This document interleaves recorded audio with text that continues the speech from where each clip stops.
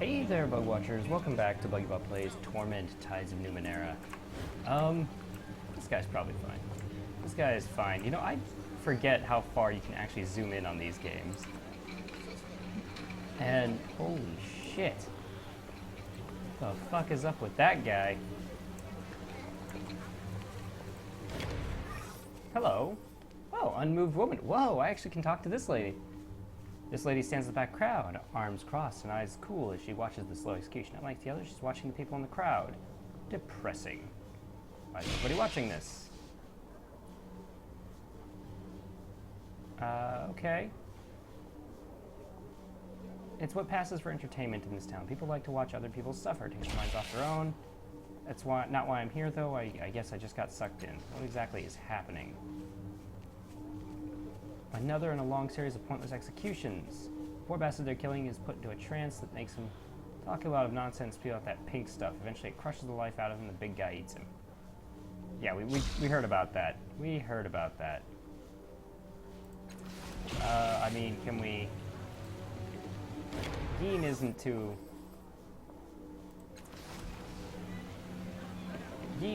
really too interested in this. What about Levy here? Aha! The man is large and broad-shouldered. His steel armor is painted in the silver indigo colors of Sagus Cliffs. Seems to be an ordinary soldier or constable of the city. Too ordinary, perhaps. The features are plain, forgettable, almost generic. Not only that, but his eyes are a little too large. His smile too firmly fixed upon his face. He may look human, but his mind feels like a complete blank. Conveniently passed. Must be a stranger to cities, perhaps one from the Thonis tribes along the frontier. Allow me to welcome you. He speaks a little title with honorific. I am a levy. You may rely upon me and others like me for protection and assistance. At the discretion of council and slave families. Yeah, we've got execution for treasoning. A condemned man was found, guilty of selling state secrets. I'd like to go up on the platform. I am privileged to inform you that you cannot. You sound like a piece of excellent news. If you wish to discuss the matter further, please direct your inquiry to the official in charge. Right. What's a levy? Every citizen is required to raise a levy for the protection of the city. In times of war or strife, citizens are sometimes called upon to raise additional levies. This has not been required since a dread destroyer crossed the northern frontier 34 years ago. Okay. A year of life is taken from a citizen. The lost year is used to create a levy. Oh. That's why our lifespans are precisely 1 year long. When our spans are up, we degrade into our component matter. If you're curious about the process, I've been instructed to direct you Order of Truth. Machine that is our parent. Okay. How much time do you have left? 4 months, 7 days. Let's examine him carefully.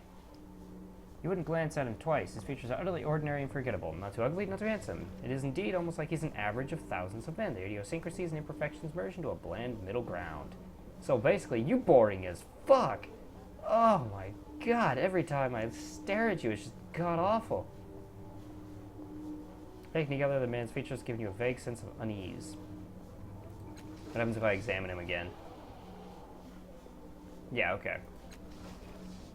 Council of slave families. Do they govern the city? Indeed, each slave family sends one representative, usually the head of the family, to sit on the council. We were required to follow their commands. So you really serve the council, not the people. Yes, that is correct. Another levy. Okay, so basically they're genetically engineered meat sacks. What happens if I go up here? Nothing happens. Okay. Spectator, excited man. What are you all about? Yeah, okay, he's freaking losing his mind. Nothing better than seeing a traitor die, what exactly is happening here? Yeah, still that. Betraying the greatest city in the world. Justice the Sagus Cliffs ways. Make traitors, murderers spill their guts, then strangle them with them. They also force them to speak their nightmares to scare other criminals into going straight. If that doesn't do it, then knowing that the Devourer of Wrong is going to eat your body after you die, will. Makes me sick just thinking about it. See justice done. If somebody hurts my city, I want to see them hurt twice as bad. Crushed to death by your own words, as bad as it gets. So, the dude ain't all that interesting. Intrigued. Tiber. Hello, Mr. Named Fellow with interesting weapons on his back. Aren't you a fancy-looking one? Pacing the edge of the crowd is a paunchy old soldier with a swaggering stride. At the moment, however, his jauntiness seems overshadowed by worry. He alternates between watching the execution and searching the crowd as if looking for a miracle. Uh-oh. I think we just found the co-conspirator. I've never seen her face before. This might just be the break I need. Say, you look like someone who believes in justice.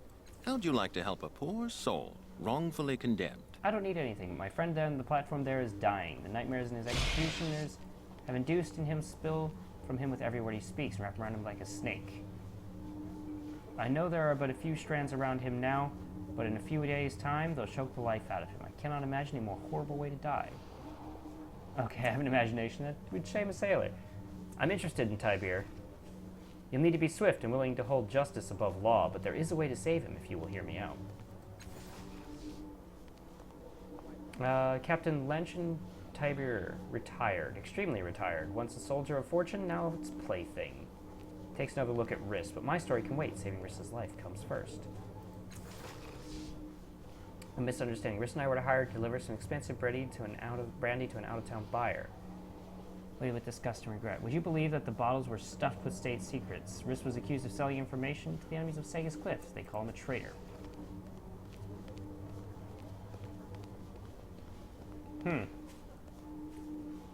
Okay, what a travesty. The poor lad had no idea that was in there. Oh, wow. That's really sad. If he had known, he might have escaped too. So he did know. Well, he says there's a place for talking about that. What I know and I don't. This isn't the place. If you were part of the scheme, why aren't you up there with him? Luck? I was taking a piss when they came for him. Went through the back window and scampered up the roof. I watched poor Riss being led away from a hiding spot. Swore I'd get him free.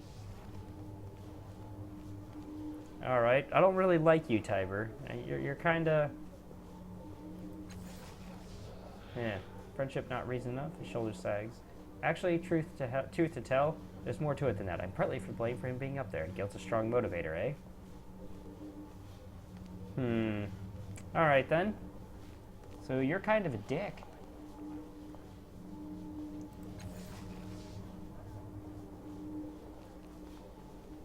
Are you mad? It's an execution. He's surrounded by levies. They won't let him near you. And even if they did, he's out of his head. You'll get nothing but gibberish from him.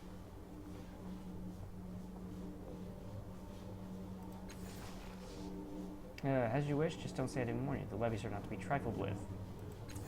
What's your plan? A simple one, but requires nerve. Listen. It would be nothing for someone of your noble tenure to masquerade as a city official and ask for this council. Alright, oh wow. And ask the council for an archived copy of the old stay of execution.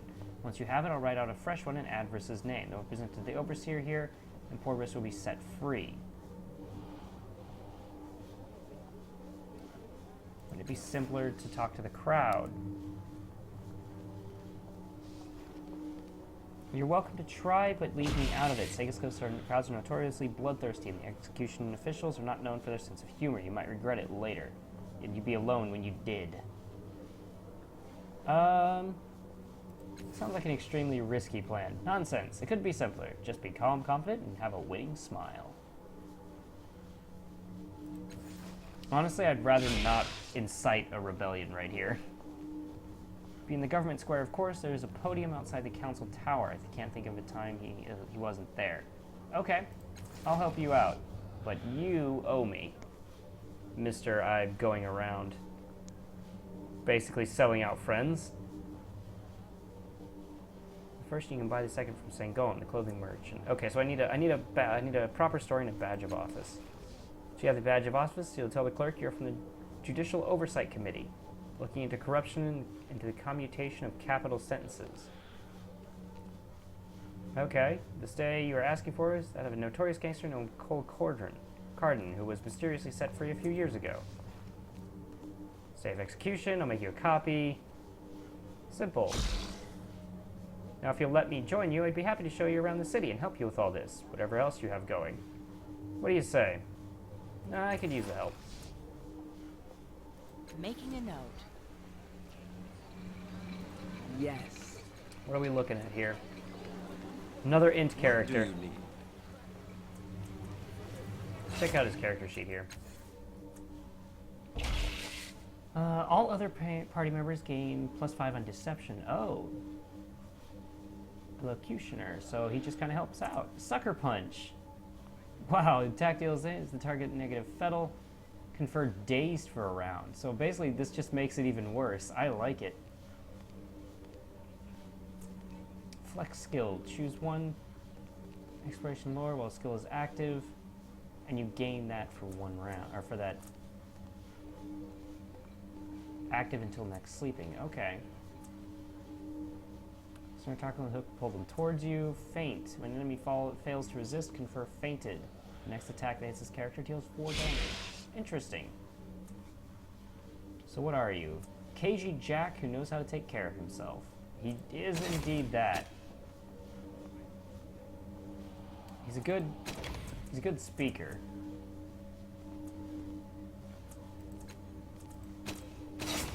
What's he walking around with? Sword and shield? It looks like this is basically a guy I could carry for a little while. And then I might want to get rid of him later whenever I'm just not really feeling it. And stares at the execution in utter horror. No crime deserves such a punishment. How can this be allowed? Go ahead and ask him, just even though we know. Waking nightmare, they call it an execution. The indignity doesn't end for them to devour wrong. Yeah, okay, so he gets eaten. You get chomped on. Munch, munch, munch.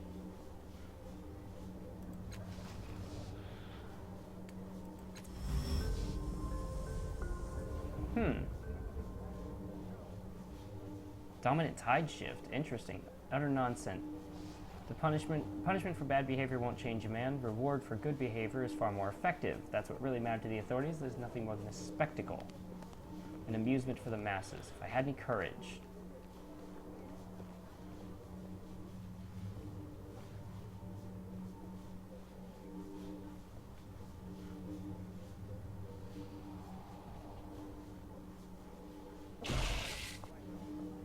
I think we'll hold off for now.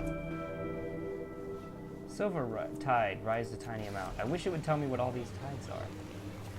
Let's check the intrigued woman here. What are you all about? Can you understand? I know he's speaking great wisdom. If only I could decipher it.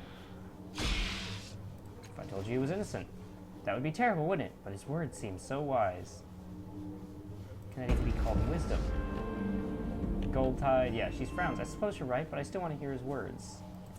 Yeah, is it really wisdom if it's coming from an innocent man, is what I said there. Doesn't matter, he's going to die no matter what I do, and what he says could be important.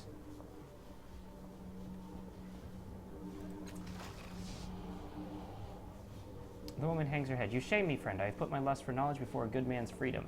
This is not the path to enlightenment. Interesting. I have the option now. Oh, jeez. Hi there. Well, okay there. You know what? We're going to go this way and avoid that junk. Oh my god, there's so many people to talk to here. What's this? A myriad of statues sits at various stages of completion, each featuring a figure that leaves you with a feeling of profound disquiet when you look at it. Alright. Yes. Let's get a look around this place. Behold, 3 ancient spirits await you in the world. In the dark, one will laugh, one will bellow, one will weep. Okay, let's check out the seer here. I'm kind of curious. How about a little donation, eh? Arms merchant. I already like you. Buy, sell, trade. Under the awning, a skinny man with stooped shoulders and a concave chest is cleaning a filth-caked weapon of some kind. Salute you with a greasy hand. Done in a moment. Have a look around if you need anything. What can you tell me about the place? Good place for the arms trade? Not much call for weapons in the city proper. It's true, the levies keep things quiet. I get most of my business from mercenary companies. The endless battle draws them by the dozens. Explorers too. Plenty of carkers save up their shins and kit themselves out, all fancy-like. Then they wander down to the reef or into the bloom and never come back. That's kind of expected though, isn't it? Crossbows are medium. Is this a... Yeah, I've got a light melee. I could use a light ranged weapon here.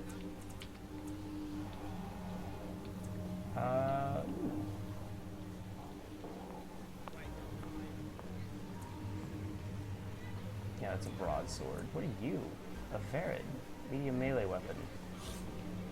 A sword with forked blades. It's shorter than an ordinary sword. Its unique shape makes it useful for both offense and defense. Concussive truncheon.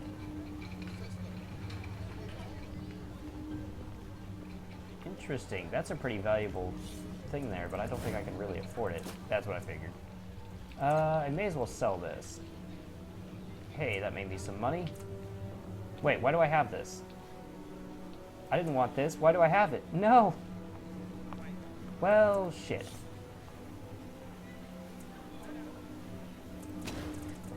That was probably a bit of an accident. It appears I own that now. Let's see how he does with it. 3 physical damage, max 4, typical sword, many years of use.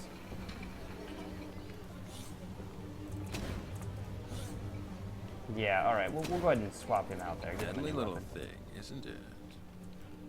Sell that. Alright. Sure.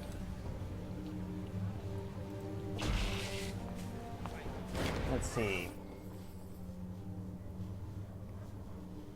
Nearly every inch of the merchant's body is covered in tightly wound robes and furs. A hood obscures his head, a mask conceals his face. It caresses a cracked ancient scroll with dark fingers.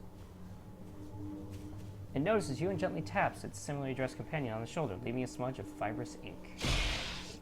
Surprised embitterment. Felinda recognized the thief at once, the creature says, crossing its swaddled arms. Perhaps she imagined that speaking by Sterzi, she would evade Felinda's notice. Unfortunately, nothing ever did. Why is your partner narrating me?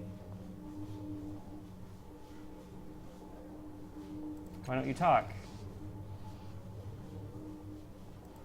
Okay, I guess I'll just watch her work. The merchant's spread-fingered hands glide over a faded parchment with the faint sound of quills scratching. Vibrant letters and unfamiliar tongue appear in their wake. Let's watch some more here. I'm kind of curious.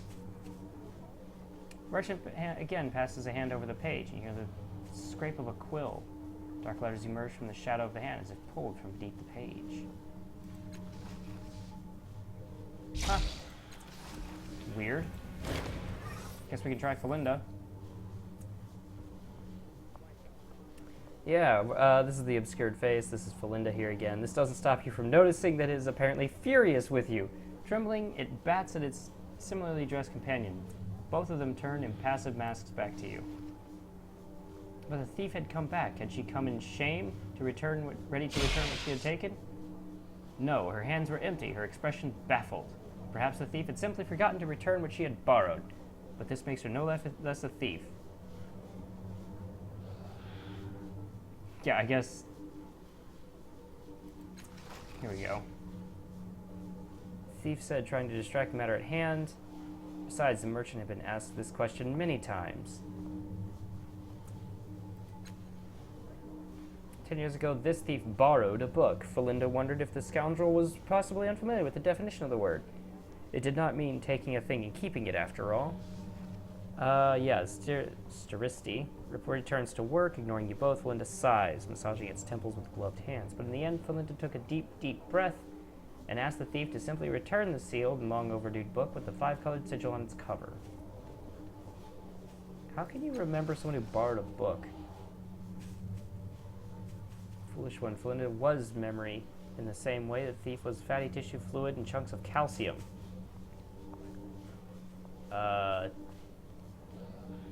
Can't promise anything, but I'll look for it. Temporarily. Okay. Why do you narrate everything I say? Knew from long experience that there was no explaining it. This frustrated Felinda, for after all, the two merchants were creatures of words, bound in metal and cloth, but whenever Felinda tried to bend these same words into explanations and answers, they crumbled and fell apart. They could not fold themselves around the truth. And so Felinda said nothing.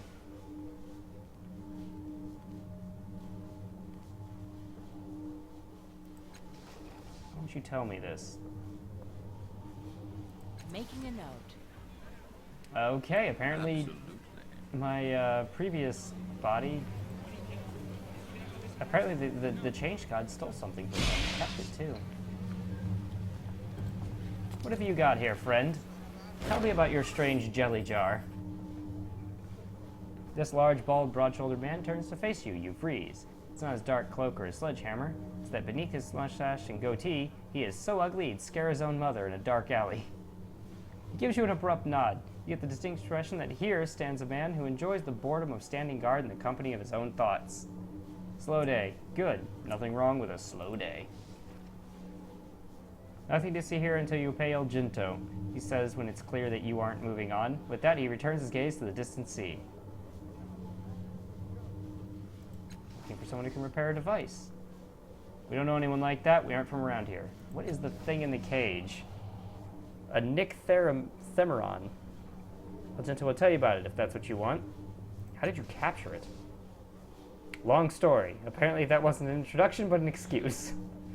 El Ginto, he's the talker. I watch the beast. Has the cage hold the creature prisoner? Don't know. El Ginto built it. Where did you two come from? He exhales softly through his nose, giving you the distinct impression that you are making him work harder than he'd like. Lauric, a city in the beyond, packed with blood-mad priests, giant razor cats, and drit. Lots of drit. His weighted gaze seeks the horizon. I don't miss it, but El Ginto does. If you want stories, he's the one to ask. Says we're going back. Won't be a good day for Lauric if we do. Tiber whistles at the mention of Lauric, but says no more.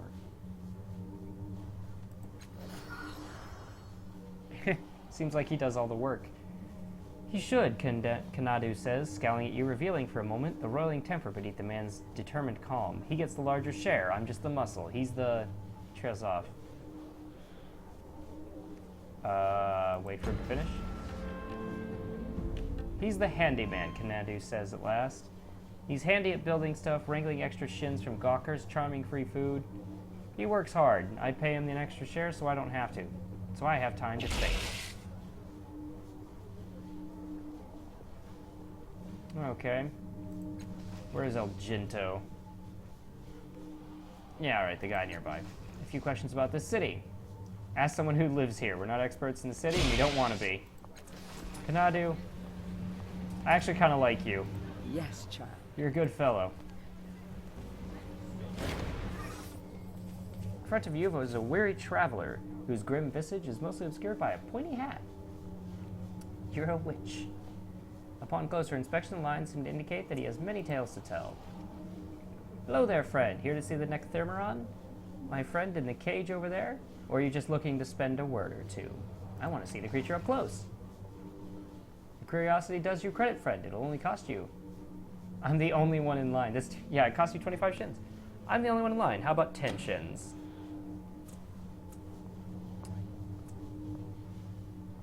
Try 70%. Yeah! El Ginto surveys you with an unreadable gambler's stare, stroking his chin. Finally, he smiles. Always nice to meet a fellow barterer. Visit our guest whenever you're ready. Worth every shin, I promise, he says, pocketing your admission fee. I have some questions about it. He's far from mine, friend, as you'll likely see if you get too close to his cage. What is it, anyway? A biochemical union of stubborn curiosity and frothing malice. Who made them, no one can say, but they cannot be trusted or befriended. Cross their paths or thwart their incomprehensible whims, and they'll kill you if they can. Call the creature a he. Is it male? Could be female, or genderless, or many-gendered. Who can say? I have a friend imprisoned, and I feel better about the fact if I don't call him it. How did you capture it? Highly experimental trap of my own design. Some luck and the unexpected falling of night.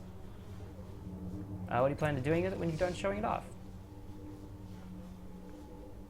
We're likely to release it and run as if every kind of demon in the world is after us. We're not trappers, see? We're explorers, and we're only in this to save up some coin for a journey across the long patch of ground. He rubs the back of his neck. Not that our motives make much difference to our guest. We want to boil our skins once we let him go, and I can't say I blame him. Should do it at night. Interesting. Let's ask about something else. Do you have any interesting stories? Interesting.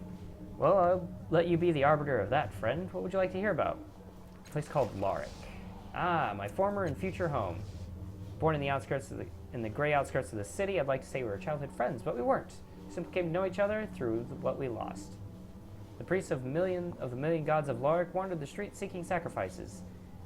You see, and opposing them is a sin.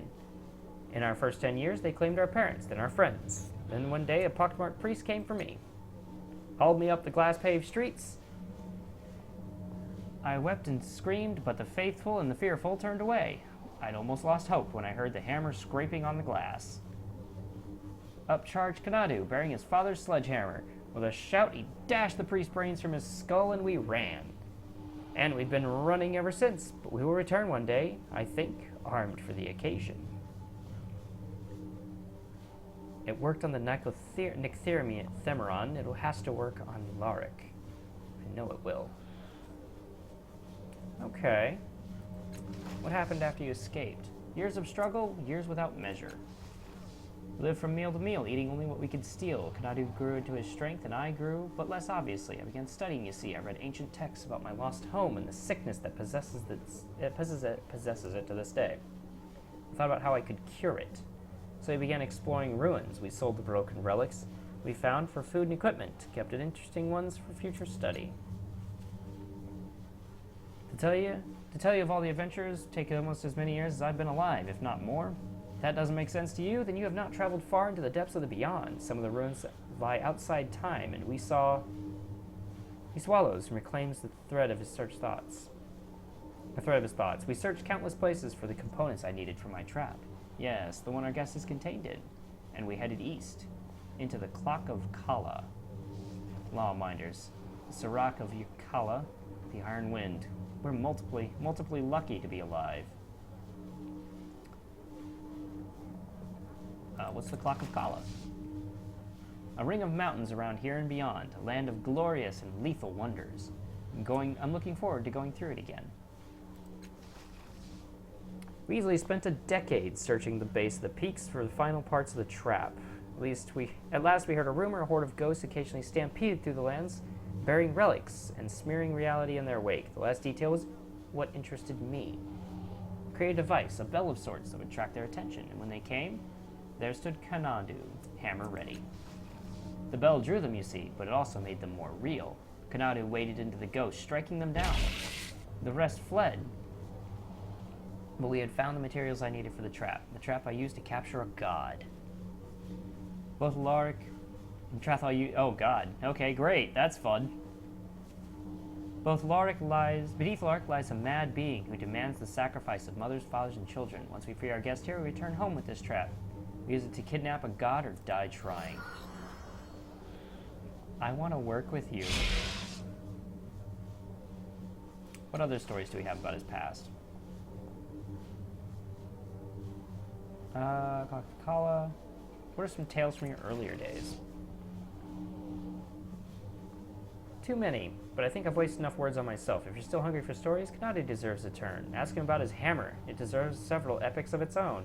Tell him about the door, old friend. I can still taste butterflies.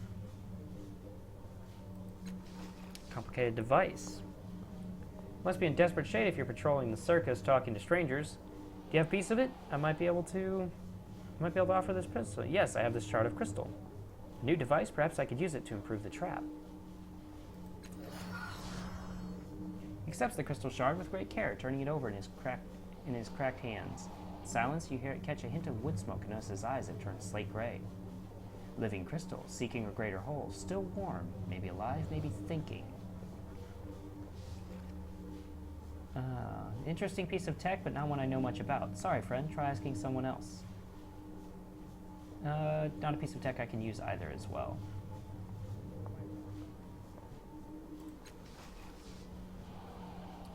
Yeah, the good news is your device wants to be whole, but it's going to need help. Ask around town. Let's see about this whole thing we've got here. Ojito told me stories about your hammer. Did he? Did he? Kanadu says. How generous of him. Kanadu unlimbers his sledgehammer and thrusts it under Dio's. Countless scars, nicks, and gouges decorate its dull surface. Ask about the damage, I'll tell you where it came from. He knows I hate telling stories, getting back at me for the singing door. 3 craters on the side of the head. I stepped through a puddle in the cloud crystal sky fields. Turned out to be a Quashamus, what? It rose up, shot a spine through my ankle. Shot a bunch more, but I blocked him with the hammer. Limped over and bashed it to juicy pieces. There's rumor that wearing their heart makes you see visions from a lover's past. Not true. Worth a chunk of shins, though. I like to think that he's actually selling shins. With that hammer, he just shatters someone's shins and goes around selling them. The burn marks on the handle. Stormy night in an inn on a bell tower. A man made out of green fire crawled out of the fireplace, asked to hold the hammer. I was drunk at that point, so I didn't see why not. He starts screaming, "Behold, I lay claim to the hammer of dawn. I am master of storms." Skissed like that. Without opening her eyes, the innkeeper walks over, kicks him in the fork so hard, and he vanishes and goes back to bed. Never saw him again. Wow, that's one way to deal with a fireman. About the gouge on the face. Jinto got trapped behind the singing door, made entirely of shiny white stone. Pounding on it only made the pearly lock nibbers sing louder, so finally I got an idea to sing along with it.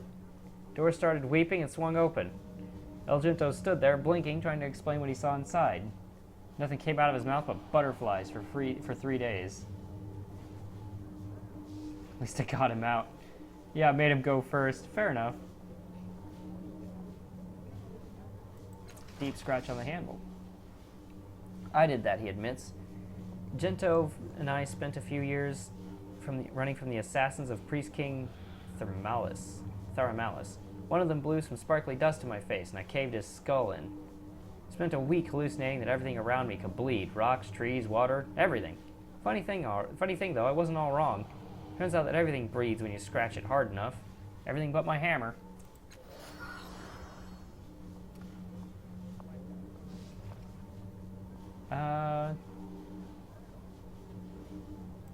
Hammer powered, cursed, or infused. Nope, just a hammer. Had it most of my life. How's your hammer lasted so many years? My dad made it. Could make a hammer, my dad. Something dark flickers in his eyes. I'm gonna ask him about the hammer. That's actually kind of nifty. I like this guy. I kind of want to recruit him. Yeah. All right. The cage in which the creature floats is simply a frame that contains a shimmering, nearly transparent cylinder of energy. It emits a low hum, barely audible, that sets your teeth on edge.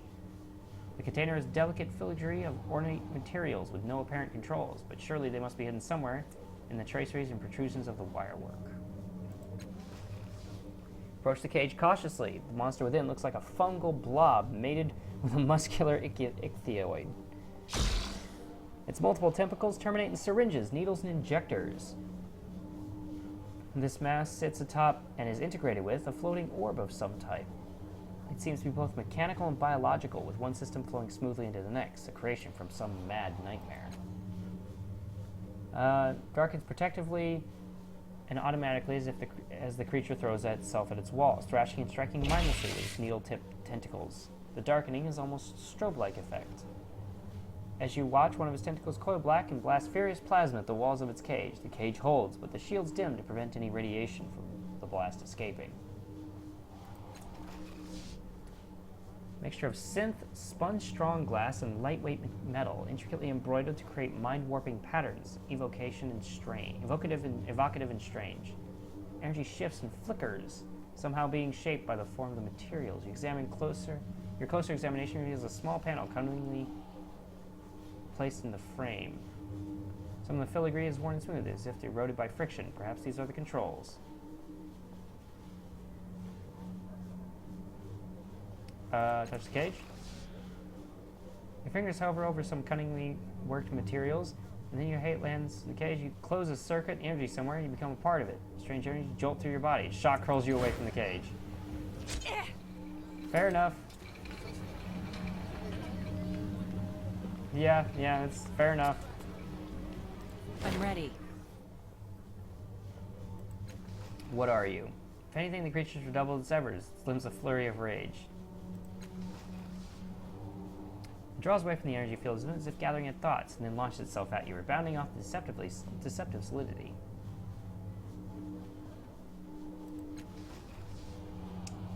A dim light builds underneath the exterior, and the orb blasts a base growing lighter and lighter. Two tentacles stroke it, and they pull out a streamer of bright lightning. They stretch it between themselves, building in intensity, and then hurl it at you. The walls of the cage darken instantly, and when they lighten again, you see the monster within flailing, crashing fruitlessly against its invisible walls. You can't understand me at all, and I'm mostly just pissing you off.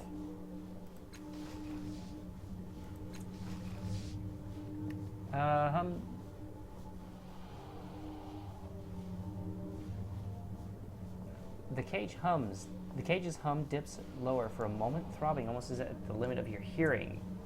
Bones and teeth ache briefly, and everyone within 3 meters of the cage clasps their hand to their ears. Are you trying to kill us all? Leave the cage alone. He shoves you away from the cage. Do you even know what'll happen if that thing gets free? Let's not do that anymore. Oh my god, there's so many people to talk to here. Okay. Well, let's go check down here, see what these people are all about. In the shadows cast by the fold of this merchant's cowl, you glimpse the hints of verdant chitin and amber mandibles erupting from pale human flesh. His voluminous robes cannot hide the fact that her movements are off, as if too many joints inhabit too little space. But her voice is warm, tumbling flood of spoken thoughts and impulses. A fair afternoon to you. Warm, isn't it?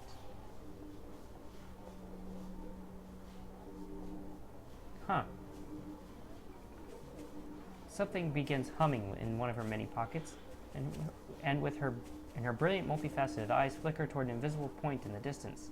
Well, not as warm as it could be, but this is the warmest minute of the week by a considerable margin. She trails off, but the hum continues. Oh, you have one of those tattoos too. Anyway, can I interest you in some prime artifacts, dusty relics, Numenera of uncertain origin? She looks like that pale woman. No, you're right, Birdie. Not looks, smells.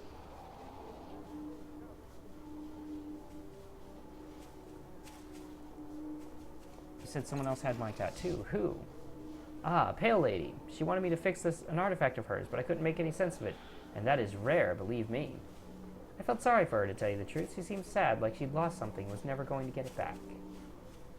And she wouldn't say what she'd lost when I asked her. I know I could have helped. Okay. Ooh, I'd love to. Complex machines are my favorite. But no, I shouldn't. I'm really behind on my work orders this month. This may surprise you, but I'm very, very easily distracted. You're better off with someone else. Sorry.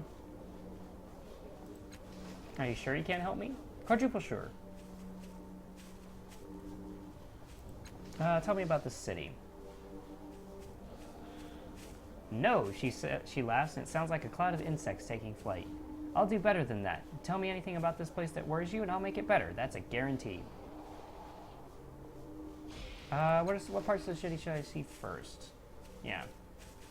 All of it. Take it from me. Everything's worth seeing, even the boring bits. Take your time, talk to everyone, and keep your eyes open. Are there any dangerous areas I should? Not at all. I heard so many rumors about how the underbelly was ruled by vicious thugs, but when I went down there to make a trade, no one so much as glared at me. Of course, they were probably worried I was going to snip their heads off, but the underbelly is fascinating and worth the risks. Most everywhere is. Do you? Tiber says, leaning over to look at her shrouded hands. Snip heads off, I mean. You don't seem the type. I might be. I've never had to find out. He leans back out of snipping range with a fixed, polite smile.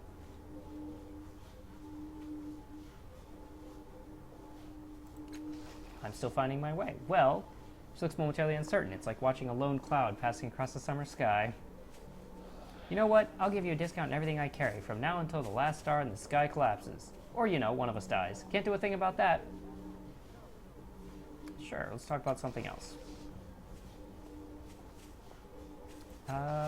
You appear to be... I know, isn't it fat and fantastic? Oh my god, you appear to be transforming into an insect. This is awesome! I think it might be caused by the intermingling fields of the Numenera used to organize my thoughts. Or the ones I'm selling. Maybe all of them? You never know how a variety of ciphers will interact with each other. They are such fun. You seem okay with this. Tell me about the Numenera. Oh, it's simple. Sort of. Prada pulls 3 tiny Numenera from her robe. A buzzing bird figurine, a green music box, and a circular spring.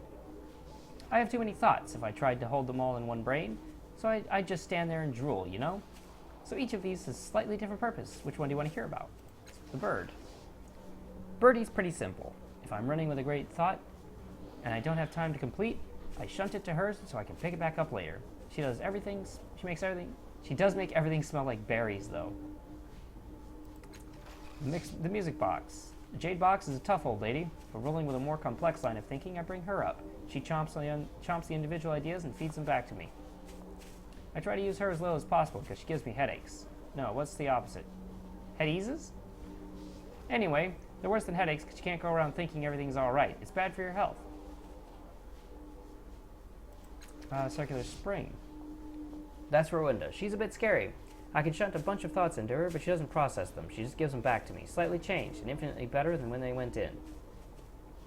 She leans in conspiratorially. I try not to use her much. It feels like cheating. I'd like to buy one. Hate to say no, but I've had them since I was little. They're practically family. Let me see about that discount. What we got here?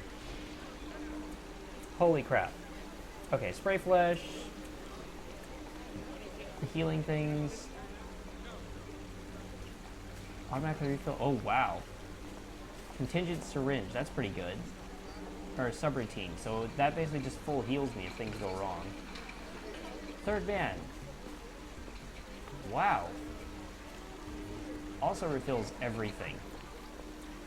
Cypress dart. Oh wow, 20 damage and bleeding. That's probably stronger than anything I've got. Reconstitutor heals 10 points on all allies in range of it. Phase detonation, transdimensional damage, confers hobbled. It's a freaking grenade, essentially. And confers prey sector's eyes on the target. Wait, prey sector's eye. Minus 30 evasion. Cool. Okay, well, I have so much more to explore here. Oh my god, this is going to take me so long, guys. I'm so sorry. But at the same time, I'm kind of loving just learning about everybody. Oh look, enslavers. This is great. This is fantastic. Everything's fine. Those have never caused problems. I'm rolling this. Oh good. It shows the Executioner Ground, Prada, Tiber, Calistige, and me. Arms Merchant, and the cage there. Okay. Oh, a sleep location. I need to find one of those. That would actually be very helpful. Alright. Well, that'll do for now. I hope you guys enjoyed the episode. If you did, feel free to leave a like. You can subscribe for more content every Monday through Friday. And I hope I see you in the next video.